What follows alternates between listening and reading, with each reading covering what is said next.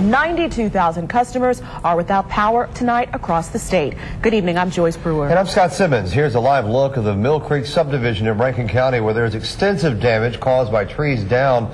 16 WAPT senior reporter Greg Flynn is there live with the very latest. Greg?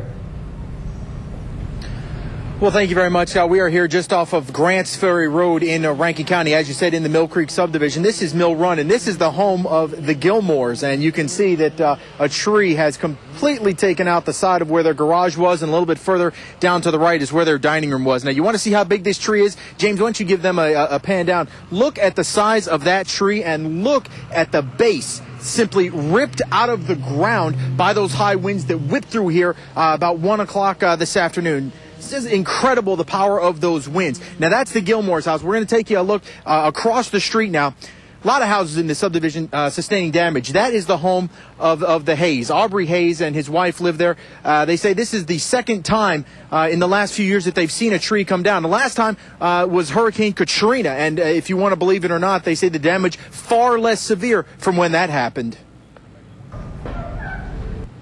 The second time in 2 years now. Katrina got us with a tree, and now this. This one's bad. But everybody's safe, so that's good. I thought it was worse than Hurricane Katrina. That was my initial thought. But just, praise God that no one that we know of has been hurt as a result of the trees falling on their houses, because there's been a lot of them.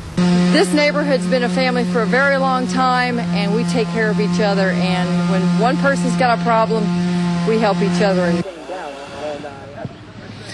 Well, it's that community support that everyone is applauding tonight. So many volunteers turned out so quickly to help get these trees down off of roofs. You can see some of them still working here behind me, taking a little bit of a break. But the folks, James, this Swigmag over here, you can just see how these folks are pitching in. So the big thing that everyone wants to say, be careful.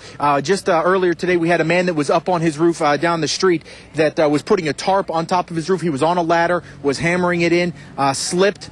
His shoes very wet, slipped down a metal ladder, fell and hit his head on the ground. Ambulance was called. They have since taken that man to the hospital. He was conscious, leaving here in a neck brace. But the biggest thing, everyone be careful.